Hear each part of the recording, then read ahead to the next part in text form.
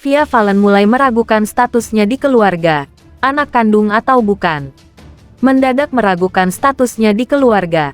Bahkan ia sampai berpikir apakah dirinya merupakan anak kandung dari orang tuanya atau bukan. Kemarin tuh kebetulan saya habis cek lab semua sekeluarga. Papa saya itu udah komplikasi gitu, Mas. Terus papa saya ajak ke lab itu udah yang marah-marah, saya dikata-katain soalnya takut sama jarum.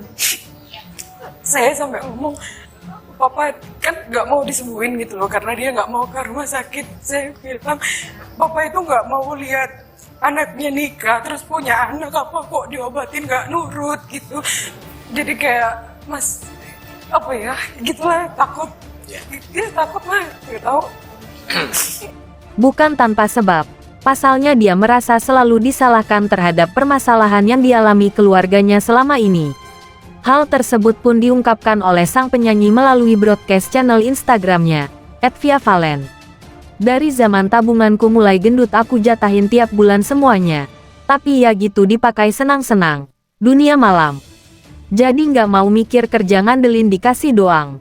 Udah gitu sama aku nggak ada santun-santunnya. Satu-satu mengenai apa yang aku lakukan, apa yang nggak normalnya kalau dalam keluarga itu. Siapa yang bisa, ayo lakukan kayak gitu guys. Aku pernah bikin salah, aku nggak pernah nggak bikin salah. Setiap keluarga pasti pernah punya salah. Setiap ada masalah itu aku paling suka itu dibicarain. Cuman ada suatu ketika aku itu nggak bisa ngutarain karena ketakutan dalam diri aku sendiri gitu loh guys. Takut kesinggung atau apa gitu, akhirnya menumpuk, terus akhirnya jadi nggak sedekat kayak dulu, karena yang aku pikirin, Mbak Via kan udah ada suaminya, gitu, udah ada yang ngejaga, udah nggak perlu aku lagi. Ternyata aku itu salah selama ini, gitu loh.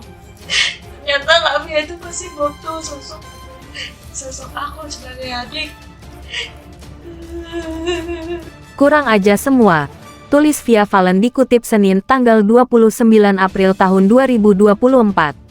Istri Chef Yolandi itu sejatinya mengaku dengan keadaan keluarganya yang masih butuh bantuan secara finansial darinya.